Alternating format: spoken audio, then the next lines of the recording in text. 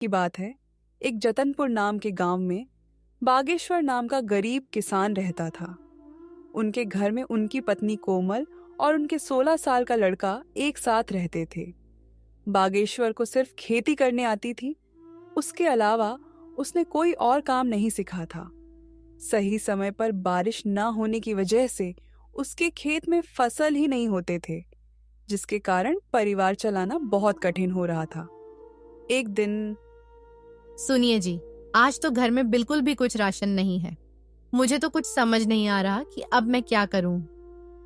अरे कोमल, तुम चिंता मत करो, मैं कुछ करता हूँ। बस इतना कह के बागेश्वर घर से चला जाता है। रास्ते में हे राम, ये कैसा समय आ गया है प्रभु। मेरे घर में राशन का एक दाना तक नहीं है। चलो, मैं और मेरी कोमल तो भूखे पेट रह लेंगे, लेकिन मेरे बेटे का क्या। मैंने तो केवल खेत में मेहनत करना सीखा है, लेकिन उसमें भी बारिश सही समय पे ना होने की वजह से खेत में फसल नहीं हुई। अब मेरे पास जमींदार से उधारी पैसे लेने के अलावा कोई दूसरा रास्ता नहीं है। बागेश्वर अपने गांव के जमींदार के पास जाता है। जमींदार हीरालाल बहुत शातिर और चालाक किस्म का इंसान है, जो हमेशा हर किसी को बेईमानी से लूटने के बारे में सोचता रहता है। अरे आवा आवा बागेश्वर भैया, और बताओ कैसे आना हुआ है। क्या बताऊं जमींदार जी, बहुत खराब समय से गुजर रहा हूं। देखिए ना, अब बारिश समय से ना होने पर खेत की सारी फसलें बर्बाद हो चुकी हैं। घर में अनाज का एक दाना भी नहीं है, इसलिए आपसे कुछ पैसे उधार लेने आया हूं। अरे हाँ हाँ भैया, बोलो कितने रुपए चाहिए आपको। ऐसे समय में हम नहीं मदद करेंगे तो और कौन करेगा। बोलो बोलो, कितने दे दूं। आपका बहुत बहुत धन्यवाद जमींदार जी, लेकिन मैं ज्यादा पैसा उधार नहीं लेना चाहता, इसलिए आप ऐसा करें कि 1,500 रुपये दे दीजिए। अरे भैया, ये कैसन बात कर रहे हो। भला 10 से 12 हजार रुपए तो लो। क्या पता आगे चल के कब बरसात होगी और कब समय बदले। जमींदार मन में सोचने लगता है। अरे ससुरा, तुम लोग इतना कम कम पैसा लोगे तो मैं कैसे कमाऊंगा। ज्यादा लोगे तभी है ना, हमें ज्यादा ब्याज मिलेगा। यहाँ बागेश्वर भी सोचने लगा। आखिर अब मैं क्या करूं। वैसे ये कह तो ठीक ही रहे हैं, पता नहीं कब भगवान की हम जैसों पर दया होगी। एक काम करता हूं, 10,000 ले लेता हूं। अच्छा ठीक है, तो जमींदार भाई 10,000 पे कितना तक ब्याज लेंगे आप। देखो बागेश्वर भैया, 10,000 के 10% प्रति महीना। लेकिन आप तो अपने ही आदमी हैं, आपस में क्या धंधा करें। चलो आप 8% दे देना। हे भगवान, 8% प्रति महीना तो हमारे लिए बहुत ही ज्यादा ब्याज है। ले तो लेंगे, लेकिन चुकाएंगे कैसे। अगर नहीं लूंगा तो मेरा बेटा नकुल भूखा ही रहेगा। चलो ले ही लेता हूं। अगर भगवान की यही मर्जी है तो यही सही। अरे बागेश्वर भैया, क्या हुआ, क्या सोच रहे हैं। ब्याज के बारे में तो नहीं सोच रहे हैं। हाँ जमींदार भाई, इतना ब्याज कैसे। अरे कोनो चिंता की बात नहीं है। देखिए आप तो अपने हैं, आराम से चुकाइएगा। कहिए क्या कहते हैं। अच्छा ठीक है, दे दीजिए। बागेश्वर उस जमींदार से 10,000 रुपए उधार लेके चला जाता है। चलो अब जल्दी जल्दी बाजार से राशन और नकुल के लिए कुछ खाने को ले लेता हूं। आज मेरा बेटा तो खुश हो जाएगा। बागेश्वर जल्दी जल्दी बाजार से सामान लेके घर के लिए वापस हो जाता है।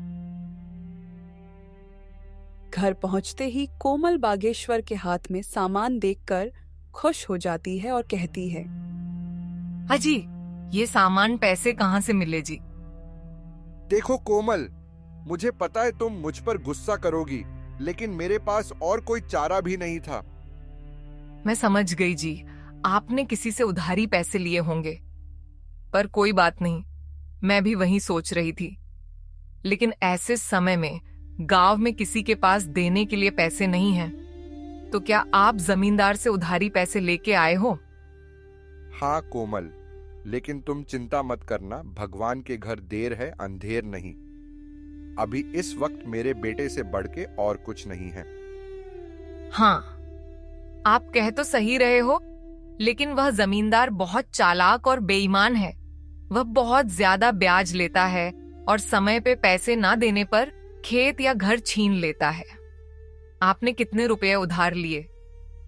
मैंने तो 1,500 ही मांगे थे, पर उसने कम से कम 10,000 या उससे ऊपर लेने बोला, इसलिए मैंने 10,000 ले लिए।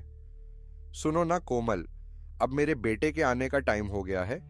मैंने ये कुछ सामान लाया है, जाओ सबके लिए कुछ अच्छा सा बना दो। जी, आज तो मेरा बेटा खुश हो जाएगा। इतना कह के कोमल रसोई में चली जाती है।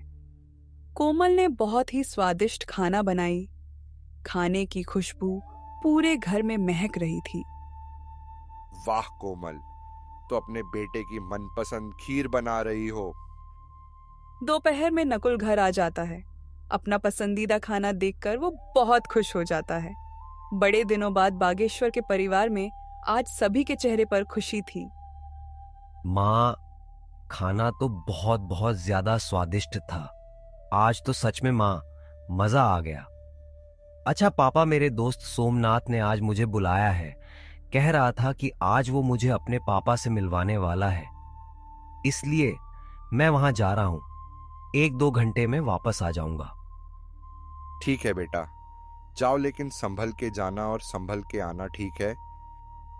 हाँ पापा, आप फिक्र मत करो, मैं अच्छे से जाऊंगा और अच्छे से आऊंगा। इतना कह के नकुल घर से निकल जाता है।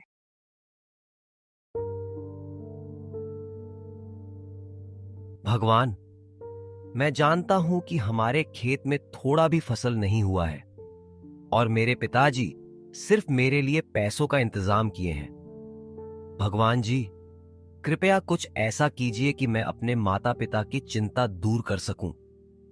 नकुल भगवान से प्रार्थना करते हुए अपने दोस्त सोमनाथ के घर पहुंचा।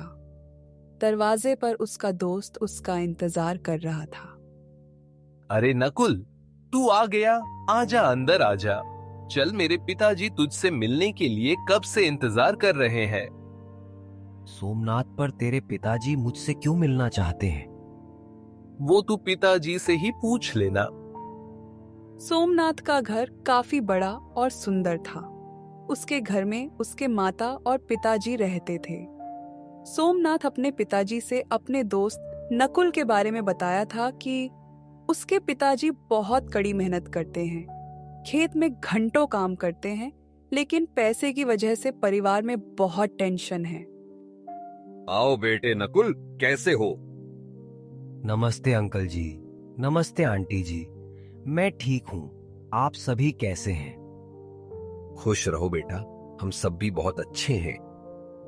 जगदीश, नकुल 9-10 मिनट ऐसे ही उसके और उसके माता पिताजी के बारे में बातें करते हैं और फिर बेटा नकुल, तुम तो बहुत स्मार्ट लड़के निकले।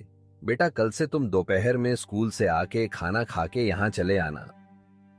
जी अंकल, मैं आ तो जाऊं, लेकिन घर पर भी थोड़े बहुत काम होते हैं। देखो बेटे नकुल, पहले तो तुम ये टेंशन वेंशन छोड़ो। हाँ, एक काम करना, नहीं रहने दो। कल मैं खुद ही तुम्हारे घर आऊंगा। तुम्हारे घर तुम्हारे पिताजी से भी मिल लूंगा और तुमसे भी। ठीक है? जी अंकल, ठीक है। अच्छा, तो मैं अब चलता हूं। ठीक है बेटा, ध्यान से संभल के जाना। जी अंकल, मैं एकदम संभल के जाऊंगा। उतने में सोमनाथ की मम्मी बोली, बेटा नकुल, ये लेते जाओ, घर पे खा लेना। नहीं आंटी, इसे मैं नहीं ले सकता। अरे बेटा, ले लो। देखो तुम्हारी ममता आंटी ने कितने प्यार से दिया है। नकुल वह थैली ले लेता है, पर उसे समझ नहीं आता कि सोमनाथ के पिताजी उसके पिताजी से क्यों मिलना चाहते हैं। जगदीश अंकल तो बहुत अच्छे हैं, उन्होंने मुझसे कितने प्यार से बात किए, और आंटी भी बहुत अच्छी हैं, उन्होंने मेरा कितना ख्याल रखा, पर वो मेरे पिताजी से क्यों मिलना चाहते हैं। यही सब सोचते हुए नकुल घर पहुंचा और उसने सोमनाथ के माता और पिताजी के बारे में बताया। देखो कोमल, हमारे नकुल को कितना अच्छा दोस्त मिला है। चलो बेटा, ठीक है, तो कल आएंगे सोमनाथ के पिताजी। हाँ पिताजी।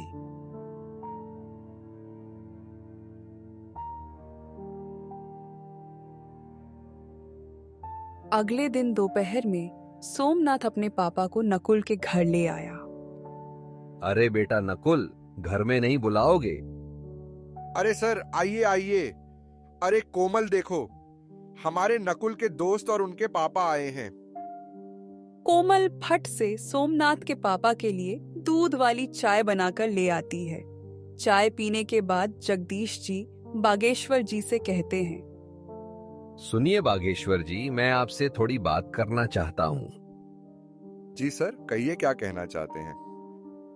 जी, आप मुझे सर मत कहिए, मैं भी आपका दोस्त जैसा हूं, इसलिए मुझे जगदीश कह के बुलाइए। अरे अच्छा ठीक है, जगदीश जी बोलिए, आप क्या कहना चाहते हैं। जगदीश बागेश्वर को घर से थोड़ा बाहर ले जाके कहते हैं, बागेश्वर जी, मेरा बेटा नकुल को अपना बहुत अच्छा दोस्त मानता है। उसने मुझे बताया कि नकुल बहुत समझदार और अच्छा लड़का है, पर गरीबी के कारण से वो पढ़ाई छोड़ने की बातें कर रहा है। भगवान की दया से अब जाके हमारा सोमनाथ खुश रहने लगा है, नहीं तो पहले वो सिर्फ अकेला ही रहता था क्योंकि उससे कोई दोस्ती ही नहीं करता था। अब क्योंकि आपके नकुल के कारण से मेरा बेटा खुश है, इसीलिए मैं उसकी पढ़ाई की फीस भरना चाहता हूं। आप अब टेंशन भूल जाइए, समझे? बागेश्वर की आंखों में आंसू आ जाते हैं। आपका बहुत बहुत धन्यवाद जगदीश जी, आपने मेरी चिंता दूर कर दी। बस उस दिन से नकुल की पढ़ाई की चिंता दूर हुई। अब नकुल सोमनाथ के घर खेलने जाने लगा था। ऐसे ही एक दिन सोमनाथ के पापा कहते हैं, नकुल, सोमनाथ बेटा यहां आओ। वह दोनों जगदीश के पास जाते हैं। बेटा तुम दोनों बताओ, तुम में से कौन शेयर मार्केट के बारे में जानता है? नकुल बेटा, पहले तुम बताओ। अंकल, मैं इसके बारे में पहली बार सुन रहा हूँ, ये क्या होता है? और पापा, मैं बस इतना जानता हूं कि शेयर मार्केट में शेयर खरीदा और बेचा जाता है। अच्छा सुनो, अब कल से तुम दोनों मेरे साथ आधा घंटा बैठोगे। मैं तुम दोनों को अब कुछ सिखाना चाहता हूं। ये सब के बारे में नकुल को जरा भी समझ नहीं आता है, लेकिन उसको जानने की बहुत इच्छा थी। तो उसने सोमनाथ के फोन पर गूगल सर्च किया, तो जो उसने देखा वो देख के चौंक गया। और फिर अगले दिन अंकल, मैंने गूगल पर सर्च किया था कि शेयर मार्केट क्या है। क्या सच है अंकल कि हम वहां से पैसे कमा सकते हैं? बेटा नकुल, ये बिल्कुल सच है कि कोई भी शेयर बाजार से पैसा कमा सकता है। पैसा क्या, बहुत बहुत पैसा कमा सकता है। लेकिन बेटा, चीजें दिखने में जितनी आसान होती हैं, असल में उससे कई ज्यादा मुश्किल होती है। अंकल, मैं कुछ समझ नहीं पाया, आप क्या कह रहे हैं? मैं ऊपर वाले कमरे में जा रहा हूं, अपने दोस्त को लेकर वहीं आ जाओ। मैं अब सब कुछ वहीं बताऊंगा। ठीक है अंकल। उसके बाद 5 मिनट में नकुल और सोमनाथ ऊपर वाले कमरे में जाते हैं। वहां वो लोग देखते हैं कि एक बहुत बड़ा कंप्यूटर है, एक लैपटॉप है, एक टैबलेट पर बहुत सारे अलग अलग चार्ट खुले हैं। मिनट मिनट में लाल या हरी मोमबत्तियां बन रहे हैं।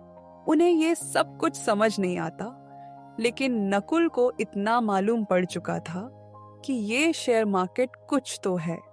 वो दोनों जगदीश से पूछते हैं, पापा, ये क्या है? मैं आज तक नहीं जानता था कि आपके कार्यस्थल पर इतना बड़ा कंप्यूटर है। दरअसल आपका इतना बड़ा ट्रेडिंग सेटअप है। हाँ सोमनाथ, ये मेरा ट्रेडिंग सेटअप है। मैं यही काम करता हूं। लेकिन बेटा, तुम्हें कभी यहां आने की जिज्ञासा ही नहीं थी, इसलिए हमने भी तुम्हें कभी इस बारे में नहीं बताया। लेकिन अब तुम्हें देख के ऐसा लग रहा है कि तुम्हें ये सब बहुत पसंद आया है और शायद तुम इसके बारे में और जानना चाहते हो। हाँ अंकल, सिर्फ सोमनाथ ही नहीं, मैं भी बहुत उत्साहित हूँ शेयर बाजार के बारे में जानने के लिए।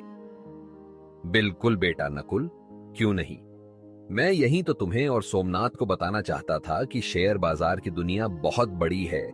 इसमें अगर महानता हासिल कर ली जाए तो उसकी जेब में हजारों लाखों में हमेशा रहे। अच्छा, तो तुम दोनों अब यहां से जाओ, नीचे खेलो। लेकिन हाँ, कल से मैं तुम दोनों को थोड़ा थोड़ा बाजार के बारे में बताना शुरू करूंगा। पापा, मुझे पता है कि अब मेरा दोस्त इसे सीखने के लिए बहुत उत्साहित है। अब उसका खेलने में मन नहीं लगेगा। उसका क्या, मेरा भी नहीं लगेगा, क्यों नकुल? हाँ अंकल, प्लीज अभी से सिखाना शुरू कर दीजिए ना। वैसे भी अभी कोई जरूरी काम नहीं है, तो हम फ्री ही हैं। बच्चों की अंदर की ये जिज्ञासा देखकर जगदीश मन ही मन खुश हो जाते हैं। लेकिन बेटा, इसे सिखाने के लिए मुझे सोचना पड़ेगा कि शुरुआत कैसे और कहां से करूं। इसलिए शुरुआत तो कल से ही होगी। लेकिन अब तुम दोनों इतना